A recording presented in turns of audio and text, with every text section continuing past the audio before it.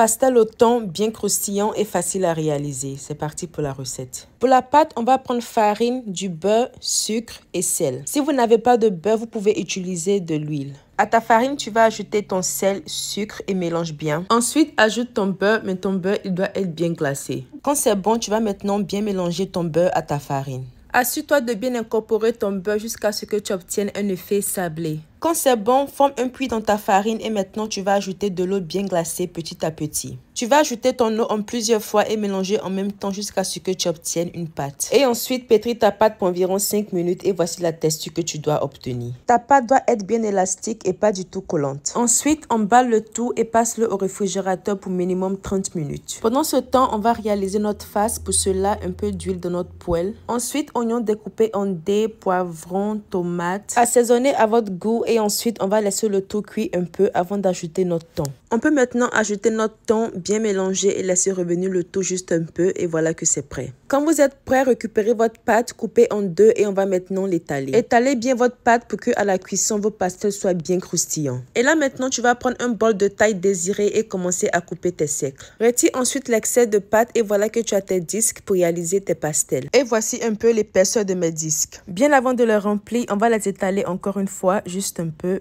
Et voici ma farce qui a bien refroidi. Remplissez votre pâte avec la quantité de farce désirée, bien serrée et à l'aide d'une fourchette, refermez les bordures. Voici un peu ce que vous allez obtenir. Voilà que nous avons terminé, on passe maintenant à la cuisson. Pour la cuisson, tu vas mettre de l'huile au feu et quand ton huile est chaude, commence à griller tes pastels. La cuisson va se faire à feu moyen jusqu'à ce que tes pastels deviennent bien croustillants. Et n'oublie pas de les retourner de temps en temps. Quand vous constatez qu'ils sont bien dorés et bien croustillants, retirez-les. Et voilà que nous avons terminé, on adore. L'apparition des petites bulles sur vos pastels veut dire que vous avez fait un bon travail, des pastels bien croustillants. Et les voici encore de plus près, impeccables. Écoutez de vous-même.